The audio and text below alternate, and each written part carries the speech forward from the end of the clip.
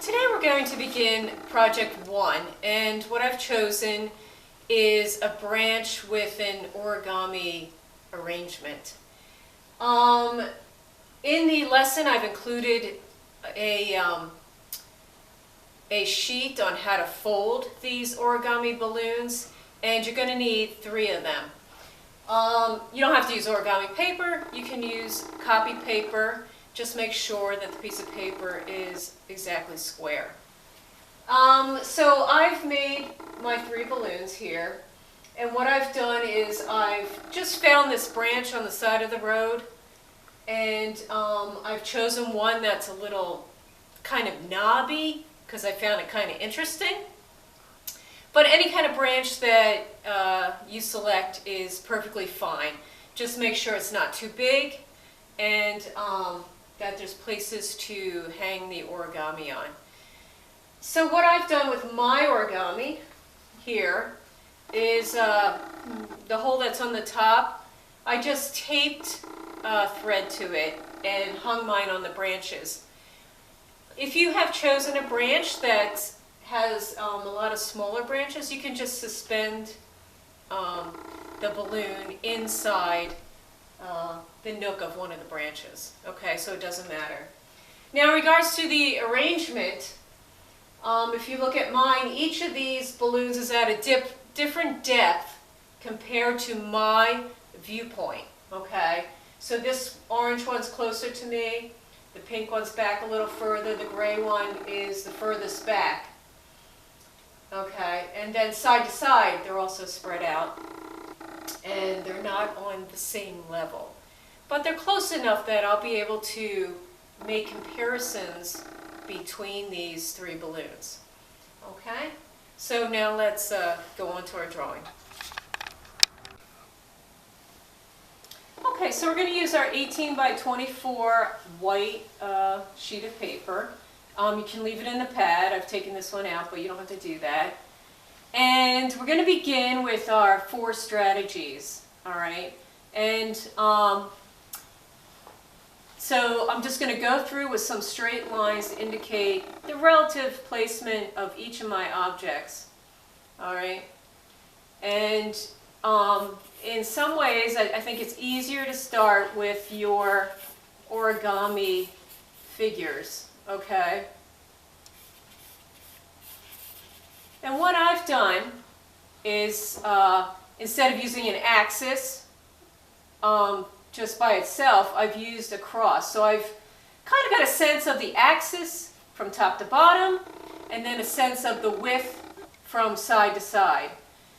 Because these origami balloons are basically cubes that are rounded, okay?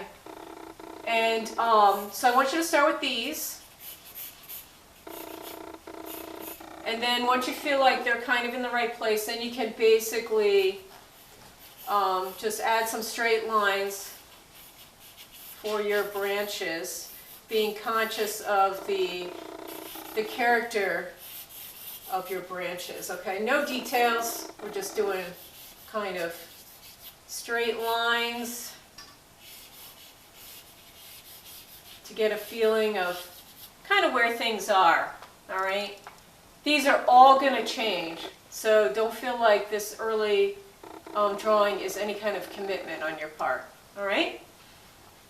Like I said, I want you to start with the balloons, so let's look at that. All right. So I'm going to focus on the top one for a minute, and I want you to choose one balloon, and you're going to use the short straight lines to indicate its general shape. Now, I want you to be conscious not to get it too big. I found that when I was working on it that my tendency was to make it too large early on. Okay? All right? So be conscious of its size, because the larger you make it, the closer it is to the picture plane.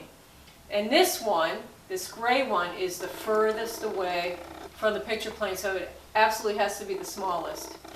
Okay, then I'm going to look at its relationship to this pink one. All right.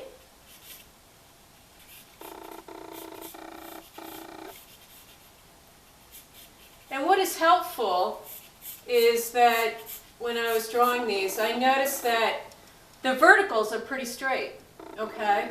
But everything else, what are the horizontals, are all kind of curved. So if you get the sense of the straightness with the verticals, that's going to help your drawing, and then the rest of it actually is more of a free-form figure, okay?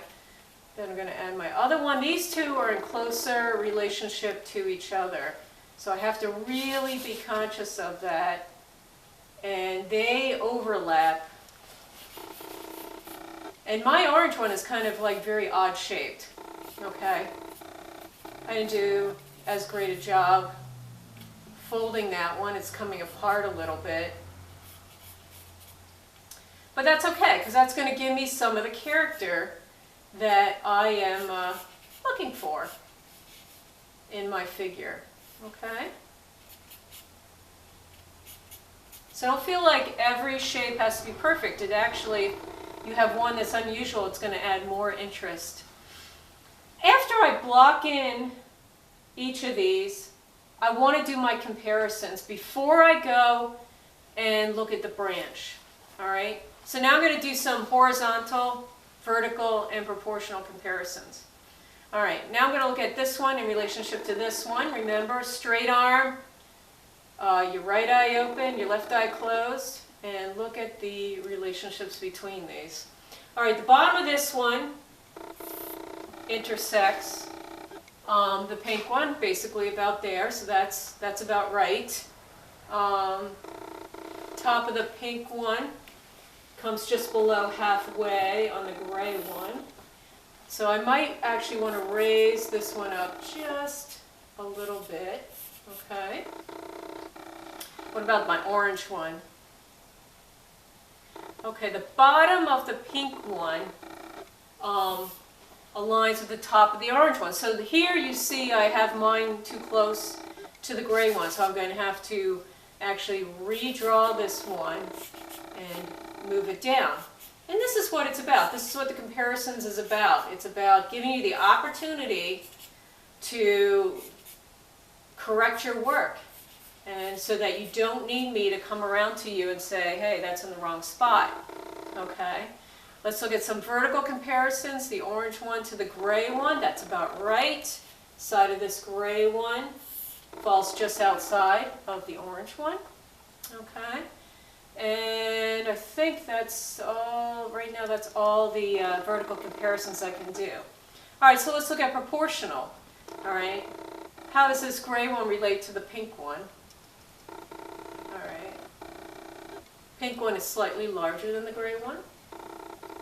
Okay, so I notice here I have to make this one slightly a little bit larger. Okay, and then what's the relationship, the gray to the orange one? Now you see I'm using the same figure to work out both of these, all right? I'm comparing the gray one to the pink one, the gray one to the orange one. And that's what you should do. Choose one that you're going to make comparisons with, okay? So in regards to the gray one, the orange one is about the same height, okay, which is what I have here, okay? So now these are getting closer to where they need to be, all right? Then you would go in and start, you can lighten what you have, and then start with your short straight lines, redrawing your figures, okay?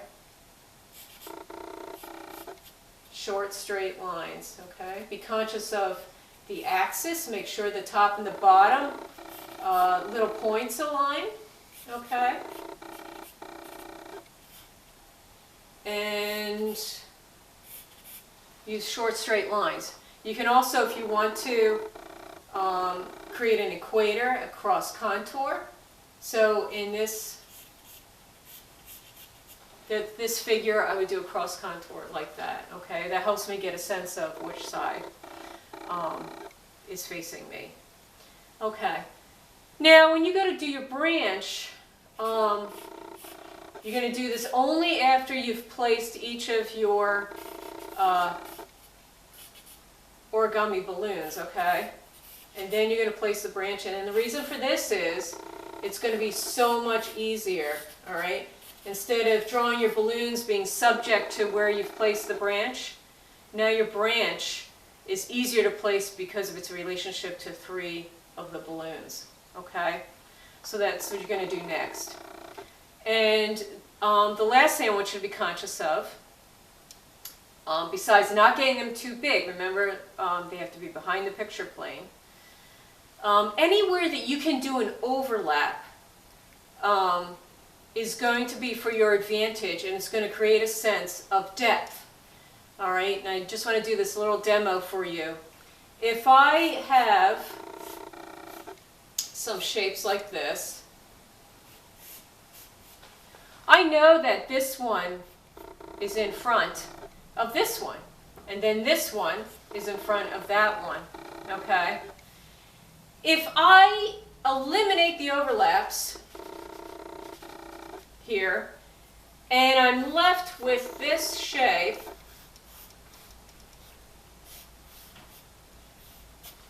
I've created no sense of depth, right?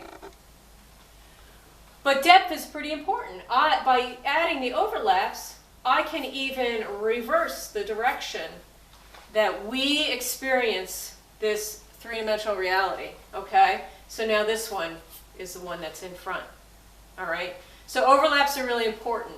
And I found within my drawing, I'm going to put up the one that I worked on, just my speed drawing here, that the fact that this orange balloon is in front of one of the branches will give me a greater sense of depth that this gray one is further behind.